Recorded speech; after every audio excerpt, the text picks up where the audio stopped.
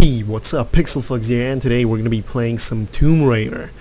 That's Tomb Raider 2013 here with Lara Croft here, her first adventure. Beautiful game, really. I'm really satisfied with it.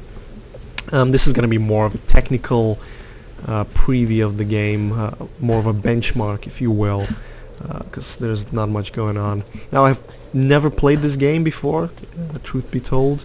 I've only started it recently, this weekend, because here in the UK we've got a bank holiday weekend and, got some free time on my hands. Yeah, only now, decided to play it. Picked it up on a bundle website for like £7 or something like that. Maybe I paid a little bit more. It was, I bought it like a year and a half ago, I think, or something like that. I think this is the Game of the Year edition. Anyway, so this is going to be more of a benchmark video and just letting you know what I think about the game. So I'm just going to quickly run you through the graphical options here. So I'm running 1080p at 110 Hertz, triple buffered VSync. So my refresh rate is my frame rates are conformed to my maximum refresh rate. So that's that. I'm running a custom preset, and basically that custom preset is the ultimate preset. I'm just gonna hit apply, and the only thing that's changed, which made it a custom preset, is I've put shadows to ultra instead of normal. I don't know why the ultimate preset has them lower. Otherwise, everything maxed out with FXAA. So, and that's what I'm getting. I'm getting a solid 110. As you can see, top right, there's fraps, which should be recorded onto the video. So otherwise, I've been in burning buildings. You can look down into the void there. You can just interiors, exteriors, everything's burning. Beautiful. 110 no drops. It's just an incredibly smooth experience. So really enjoy that. I do see that fraps is sometimes dropping a little bit. I'm not sure why, but it's a really smooth game.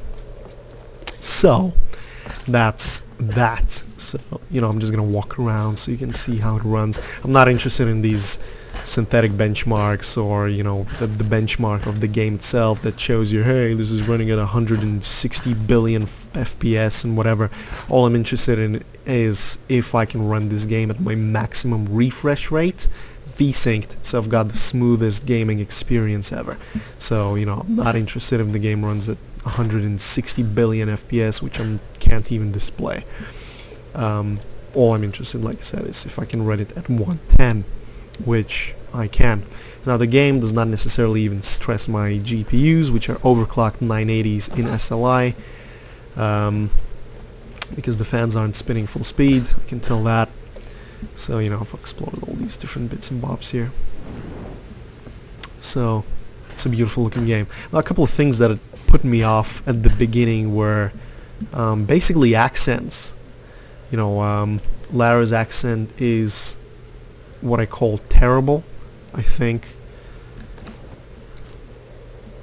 Let's have the bow. Anyway, I call Lara's accent terrible, in my opinion, because I do live in Britain and I know what British people sound like. And even the posh Londoners do not sound like this. I think the problem is that the voice actress, even though she's British, she's been living in America for a little bit too long, and what happened is she probably forgot how to speak, if that makes sense. So one thing, accents. I've met this Russian dude in the game, which apparently leads this army of evil guys that kind of fucked up my expedition, caught my members of the expedition, whatever, killed some of them, or maybe all of them, don't know. Anyway, the Russian there was absolutely horrible. I'm actually Eastern European, come from Lithuania. I do speak Russian, I do understand Russian, and unfortunately, whatever they had there, the voice actor for the Russian bits was just wrong. Sounded hilariously bad. So please, Square Enix, if you ever come across this video and you decide to hire these guys again, please don't. The Russian's absolutely shit. You can fool Americans or the British or the Australians or whatever, non-native Russian speakers, I suppose, or people who don't understand Russian. You can fool them. Fortunately, for those of us who do understand, it's just hilariously, comically bad. Otherwise, the game's really good. I do like the whole thing where you gotta scavenge for goods and then upgrade. There's these RPG elements that I'm really a big fan of. Secrets. There's a lot of emphasis put on exploration. Character development. Stuff like that. It's really cinematic as well. Maybe sometimes a little too cinematic for my taste, but whatever. That's gaming these days in 2000. Whatchamacallit. I just found a flower there, which I've not done before. So, little bits of exploration, some XP there. There's some stupid game mechanics that I absolutely hate. For example, if you know the game, you probably know that there's these sacks of salvage that sometimes hang off the ledges, and you gotta set them on fire so they kind of burn out and they drop a little box which you can then scavenge. I think it's completely and utterly stupid because they hang at a height at which you can just literally just kind of jam your hand in and pick up everything that you need, or she uses her arrows to butcher animals with the sharp arrowheads, so why can't she use the arrowhead to slice open the little bags with hanging off the rope? So you gotta set them on fire. Don't know why, but it's a weird game logic. So that's that. But otherwise, like I said, really well optimized game, and it is also known as the pinnacle of multi-GPU gaming benchmarking as well, because where most games fall apart, where you add in a third GPU or the fourth GPU, the games just kind of start behaving weirdly, frame rates drop and the frame pacing's all fucked up and whatever.